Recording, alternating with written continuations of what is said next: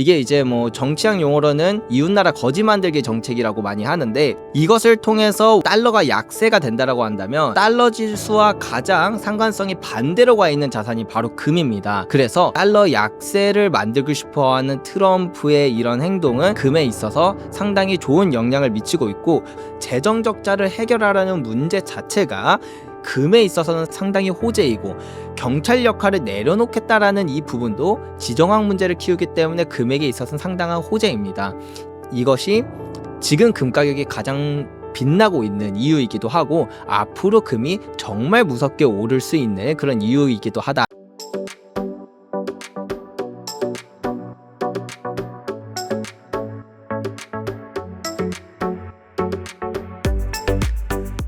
조기원 대표님, 간단한 자기소개 부탁드리겠습니다. 안녕하세요, 웅달책방 구독자 여러분. 저는 금투자에 대한 이야기를 해드리는 금투자 전문가 양벨이라고 합니다. 반갑습니다. 최근 전 세계적으로 불안한 정세로 인해 금값이 계속해서 오르고 있다고 하는데요. 특히 미국의 행보로 인해 금값이 요동친다고 합니다. 어떻게 보시나요? 이제 우리가 두 가지에 주목해보면 좋을 것 같아요. 첫 번째 주목해야 될 포인트는 트럼프가 예전만큼 관세 전쟁에 그렇게 열을 올리지 않고 있다라는 점을 주목을 해야 되는데요.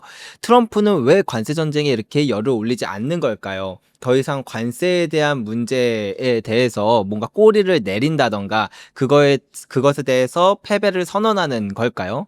그렇게 보기는 되게 어렵다고 저는 생각을 합니다.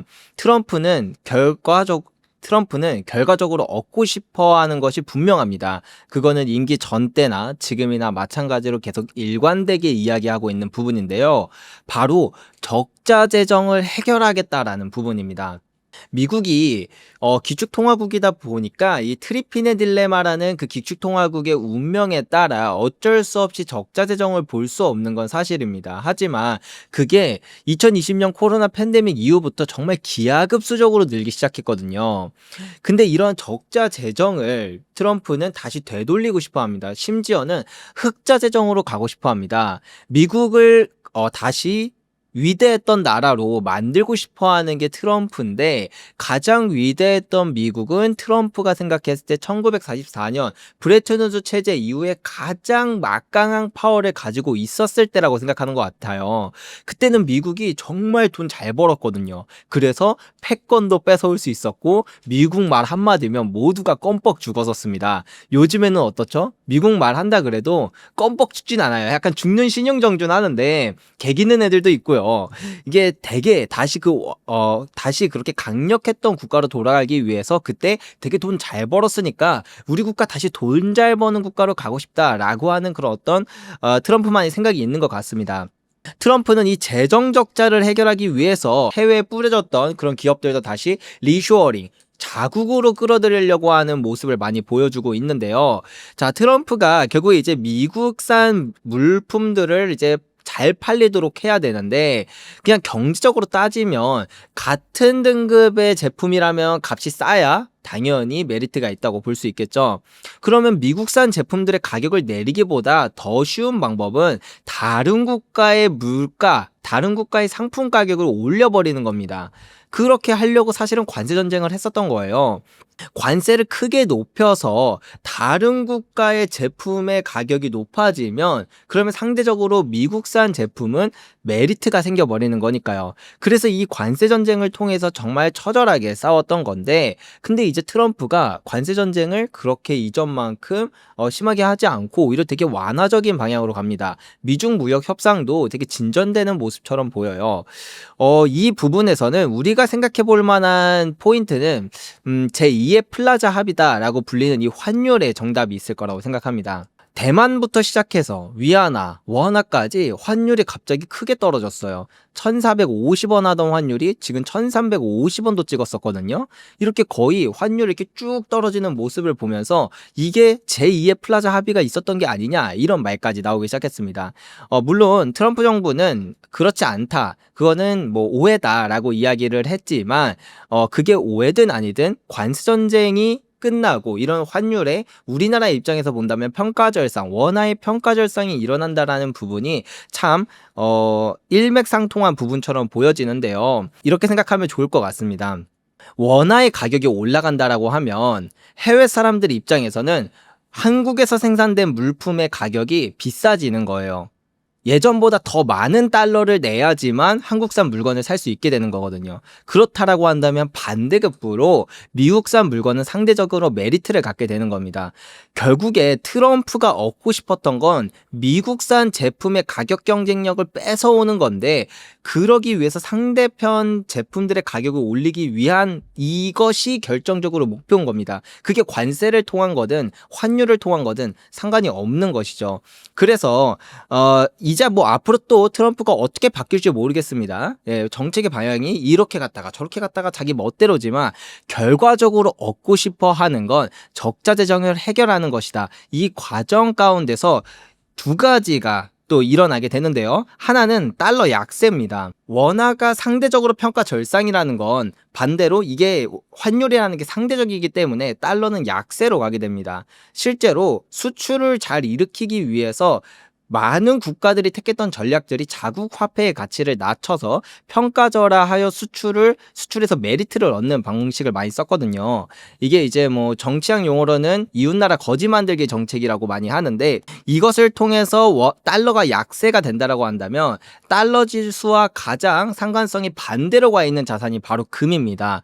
그래서 달러 약세를 만들고 싶어하는 트럼프의 이런 행동은 금에 있어서 상당히 좋은 영향을 미치고 있고, 그래서 지금까지도 금 가격이 계속 이렇게 우상향하는 모습을 보여주고 있고, 좀 이렇게 중간중간 조정이 오더라도 다시 금방 불타오르는 게 이런 부분 때문이다.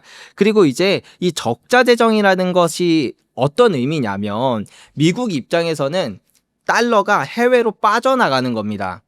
우리가 경제학에서 가장 많이 배우는 게 수요와 공급 법칙을 배우잖아요. 뭐든지 양이 많아지면 가치가 떨어집니다. 미국도 어마어마한 달러를 예전에도 풀었고 지금도 사실은 풀고 있지만, 그 달러가 미국 내에 온전히 고인다라고 한다면 상품과 서비스는 한정적인데 달러가 많아지면 상대적으로 이 물가가 올라가거든요. 화폐의 가치가 떨어지니까요. 근데 적자 재정을 한다는 건 이 달러가 해외로 자꾸 나가는 겁니다. 빠져나가고 해외로부터 뭐가 오냐면 상품과 서비스가 들어와요. 그러면 국가 내에는 상품과 서비스가 많아지니까 상품과 서비스의 가치는 내려갑니다.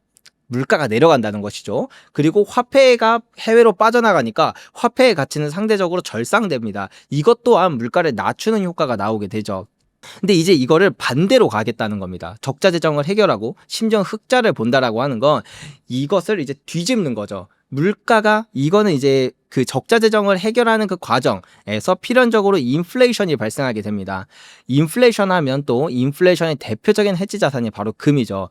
그렇다 보니까 사실 트럼프 임기 이후에 자꾸 금이 폭등하고 조정이 좀 오는가 싶다가 보면은 또 폭등하고 하는 이유가, 트럼프가 취하고자 하는 전략에는 금 가격에 있어서 엄청난 메리트가 된다라는 것입니다. 그리고 우리가 다음으로 생각을 해봐야 될 건, 최근에 이란과 이스라엘의 전쟁이 있었습니다. 트럼프는 사실 이스라엘의 공습이 있었다라는 걸 알고 있었다고 폭스뉴스에서 밝혔는데요. 그럼에도 불구하고 트럼프 정부는 그런 이스라엘의 공습에 관여할 생각이 없다라고 못 받고 선을 긋는 모습을 보여줬습니다. 미국이라는 국가는요, 이 패권을 유지하면서 세계의 경찰의 역할을 해왔습니다. 그것을 통해서 세계의 그런 전쟁을 최대한 억제하려는 그런 노력들을 많이 해왔는데, 더 이상 미국은 이런 세계 경찰 노릇 하고 싶지 않아 한다라는 걸 볼 수가 있고요. 이미 2018년에 트럼프 1기 때 트럼프는 미국 더 이상 호구 아니다, 세계 경찰 노릇 안 하겠다고 선포를 했고, 사실 미국 국민들도 그때 2018년 때는 그래도 그 정도로 트럼프의 생각에 동요되지는 않았으나 2022년 러시아 우크라이나 사태가 있고 나서 처음엔 다 같이 러시아 도와주자라는 그런 한마음 한뜻이었다가 점점 이 러우 전쟁이 길어지다 보니까 사실 나도 먹고 살기 힘들고 팍팍해 죽겠는데 무슨 우크라이나 자꾸 도와주냐, 그러니까 이런 반대 여론들이 되게 많이 생겨나게 됐거든요. 그래서 어느 순간부터 러시아에 대한 지원이 그렇게 달갑지만은 않은 그런 정치적 이슈로 올라오게 되었습니다. 이제 그게 중동이 됐든 어디가 됐든 또다시 전쟁이 일어난다고 하더라도 사실 미국이 전폭적인 지원과 적극적인 개입은 어렵다라고 우리가 생각해 볼 수 있어요. 그냥 한 나라의 대통령, 트럼프라는 대통령의 특수성이 아니라 그 나라 국민들도 이제 그걸 원치 않는다라는 걸 우리가 이해할 수 있죠. 자, 그렇다면 이 지정학적인 문제가 발생했을 때 가장 먼저 또 치솟는 것이 바로 금인데, 이 이란과 이스라엘의 전쟁이 얼마나 오래 갈 것이냐 보다도 이 문제가 해프닝이냐 혹은 패러다임의 변화냐, 우리가 이거에 주목해 볼 필요가 있습니다.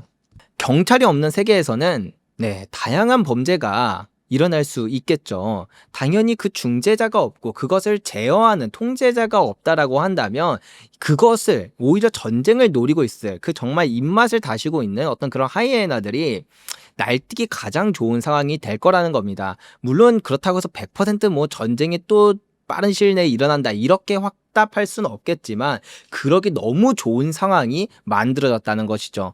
자, 이것을 정리해 보자면 트럼프 정부가 있는 지금 이 시대에서 재정 적자를 해결하라는 문제 자체가 금에 있어서는 상당히 호재이고, 경찰 역할을 내려놓겠다라는 이 부분도 지정학 문제를 키우기 때문에 금액에 있어서는 상당한 호재입니다. 이것이 지금 금 가격이 가장 빛나고 있는 이유이기도 하고 앞으로 금이 정말 무섭게 오를 수 있는 그런 이유이기도 하다, 이렇게 생각하면 될 것 같습니다.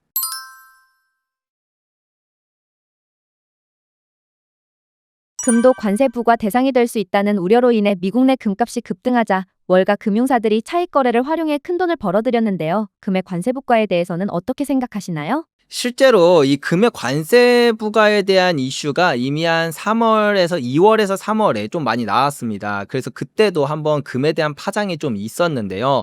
근데 4월에 트럼프가 금에 대한 관세는 없다 이렇게 얘기를 했어서 한번 이렇게 좀 이제 쉬어가는 그런 조정이 일어났었습니다.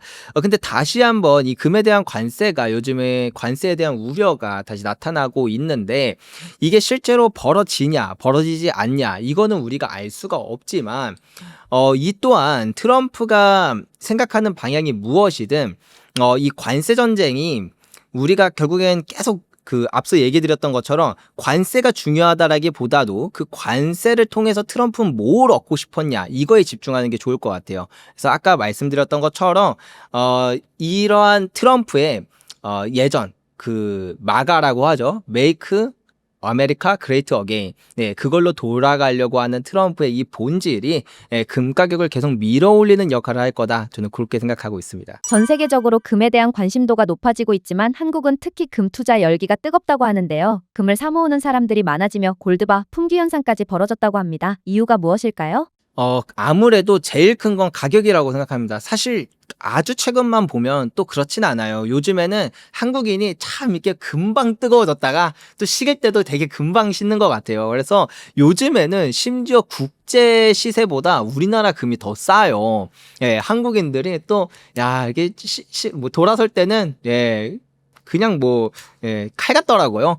그렇다 보니까 한창 이제 또 앞으로 금 가격이 올라가면 사람들이 가격이 올라갈 때 관심을 많이 갖거든요. 특히 우리나라 사람들의 특징이에요. 그렇다 보니까 앞으로 금 가격이 점점 더 올라가게 될 거고, 이 상승기 후반으로 갈수록 정말 기하급수적인 상승을 보이는 게 이 사이클의 특징인데, 그때가 된다라고 한다면 이런 올해 2월에 있었던 그런 공급 대란, 수요가 너무 폭증해서 공급 대란으로 우리나라만 막 금값이 20% 비싼 이런 일들이 주기적으로 발생할 거라는 건 당연합니다. 사실 올해 2월에 발생했던 김치 프리미엄을 아마 대부분 처음 들어보셨고 되게 특이한 현상이라고 생각을 하셨겠지만, 저는 금을 6년째 투자하고 있는 금 투자자거든요.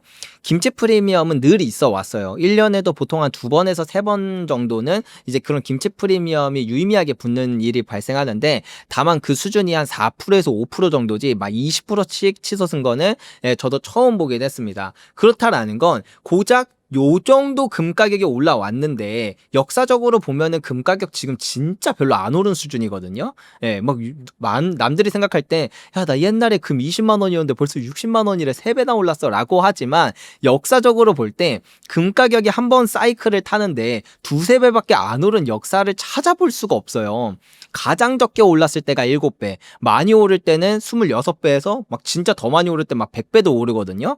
예. 그렇기 때문에 이 금 가격은 한 번 오르면 좀 내내 오르고 많이 오르는 특성이 있는데 고작 두세 배 올랐음에도 불구하고 이 정도의 공급 대란이 일어나는데 나중에 이 상승 사이클의 마지막으로 가서 정말 기하급수적인 상승이 일어날 때는 훨씬 더 큰 김치 프리미엄과 공급 대란이 일어날 것이다. 이런 걸 우리가 충분히 생각해 볼 수 있고 그렇기 때문에 사실은 우리가 금을 언제 사야 하냐면 사람들이 관심 없을 때 그럴 때 싹싹싹싹 매입을 해놓고 프리미엄이 없을 때 사놓다가 나중에 금 가격이 막 오르면서 사람들의 광기로 인해서 막 프리미엄 또 붙고 할 때 그때는 국제 시세가 오른 거에 플러스 알파로 프리미엄까지 더 받고 팔 수 있는 거예요. 네, 그래서 요런 부분들은 어떻게 보면 우리나라의 그런 특수성이라 안 좋은 점이라고 생각할 수도 있지만 투자자 입장에선 이걸 기회로 사용할 수도 있다. 이렇게 생각하시면 좋을 것 같아요. 과거 금은 화폐로서의 기능을 수행해 달러의 지위가 흔들리기도 했다고 하는데요. 미국은 이를 어떻게 해결했을까요? 미국 같은 경우에는 이제 이 금을, 미국도 처음에는 금을 돈으로서 썼었어요. 예를 들면 1944년에 브레튼우즈라는 곳에서 이제 세계 정상들이 다 모여가지고, 이거 우리 기축통화를 어떻게 할 거냐. 지금 2차 세계대전도 딱 끝났는데, 야, 우리가 재정립 한번 해야 되지 않겠냐 해서 쫙 모였어요. 근데 이때 가장 입김이 셌던 게 바로 미국이었습니다. 근데 왜 미국이 입김이 셌냐면 이 전 시대까지도 금 그 자체를 돈으로 썼었어요. 예, 영국이 이제 패권 국가였는데 그때도 이제 금본위제라고 해서 금 자체가 돈이었거든요. 근데 재밌는 게 뭐냐면 딱 2차 세계대전이 끝나고 보니까 미국은 2차 세계대전으로 무기를 엄청 팔아서 돈을 정말 많이 번 거예요. 제가 방금 돈을 많이 벌었다고 했죠. 돈은 이 시대의 금이었어요. 그렇다 보니까 미국이 전 세계 금의 거의 60%에서 70%를 혼자 독점하고 있었어요. 그러니 미국의 입김 한 방이 얼마나 셌겠습니까? 우리가 지금 경제학의 아버지라고 불리는 케인즈가 영국 사람이거든요. 이 브레튼 우즈 체제 때 케인즈는 방코르 시스템이라는 그런 통화 시스템을 한번 시도해보자라고 이야기를 했는데 미국한테 그냥 묵살당했어요. 왜냐? 미국은 금이 많은데 뭐 굳이 다른 시스템 쓰냐? 우리가 가장 유리한 방법으로 가야지 라고 해서 그때 이제 금본위제를 시행하게 됐었는데요. 근데 이제 이 금본위제가 사실 어떤 통화 시스템이든 한계점이 있습니다. 그래서 이제 이 통화 시스템이 계속 번갈아 가면서 바뀌는데 이 금본위제의 안 좋은 점이라고 한다면 통화 정책이 자유롭지가 못해요. 금을 보유한 것만큼만 화폐를 발행할 수 있다 보니까 예를 들면 경제위기가 왔어요. 막 대공황 같은 게 왔는데 화폐를 좀 뿌려서 사람들의 수요를 좀 끌어올려야 되지만 금을 보유한 양만큼밖에 화폐를 못 뿌리다 보니까 그런 것에 대해서 좀 이렇게 유연하게 대처하기 되게 어렵다. 그렇다라는 건 국가의 화폐를 관장하는 중앙은행들의 어떤 역할이라고 할까요? 그들의 힘이라고 할까요? 그런 부분들이 되게 약해져요. 그러니까 미국은 이거를 타개하고 싶어서 금과 그 다음에 그 화폐의 연결고리를 끊으려고 되게 노력을 많이 했습니다. 그래서 그게 이제 1971년에 닉슨 대통령이 우리 이제 달러를 가져와도 금으로 안 바꿔준다고 선언을 했어요. 이러한 사건을 닉슨 쇼크라고 하거든요. 처음에 이 얘기를 듣자마자 세상은 놀랬죠. 야, 너가 이거를 금으로 안 바꿔주면 내가 달러를 무슨 믿음이 있어서 사냐. 달러 이제 쓸데기 없다. 막 이러면서 달러의 가치가 곤두박질 치며 금 가격이 무려 26배가 상승을 했습니다. 근데 이제 미국은 그럼에도 불구하고 이러한 통화 시스템을 개혁하려고 어떻게 하면 사람들이 달러를 쓰게 만들까 고민을 했어요. 그러다가 딱 한 가지 방법을 알아냈죠. 이 시대는 이제 산업혁명을 지난 직후여서 석유에 완전히 그 모든 국가, 모든 기업들이 석유 없이 돌아가는 데가 아무것도 없었어요. 물론 지금도 석유에 사람들이 많이 의존하고 있지만 이 시대는 훨씬 더 심했다는 거죠. 근데 미국이 석유를 완전히 다 독점했어요. 사우디와 비밀협약을 통해서 모든 석유는 오로지 달러로만 거래할 수 있게 했어요. 이것을 우리는 페트로달러 시스템이라고 하고, 우리가 살고 있는 지금의 시대가 바로 페트로달러 시스템이라는 그 현대화폐 시스템에서 살고 있다. 이렇게 이해를 하시면 돼요. 그렇다 보니까 다른 국가들이 달러는 싫은데 달러가 무슨 가치가 있어. 이제 금도 없어서. 미국에 금도 별로 없거든요. 예전에 2만 톤 있었는데 이제 8천 톤밖에 안 남았어요. 그래서 금도 별로 없는데 믿으면 안 가는데 석유가 필요하니까 어쩔 수 없이 달러를 사야 되는 거예요. 달러의 수요를 강제하니까 달러 화폐 시스템이 계속 유지될 수 있었습니다. 이런 식으로 이제 불안화폐 시스템으로 넘어가더라도 이 화폐 시스템을 유지할 수 있는 방법은 존재한다. 하지만 이제 이게 여기서 참 재밌는 게, 그러면 금이랑 석유랑 1970년대에 싸웠던 거잖아요. 다시 금본위제로 돌아가냐? 아니다. 우리 석유라는 시스템으로 만들 거다. 이렇게 해서 싸웠잖아요. 결국에 석유가 이겼거든요. 근데 재밌는 건 금 가격이랑 석유 가격 둘 다 폭등했어요. 그러면 여기서 승리자는 뭐 석유나 금 둘 다 승리자라고 볼 수 있고, 실패자는 누구냐면 그 시대에 현금을 갖고 있었던 사람들만 실패자였습니다.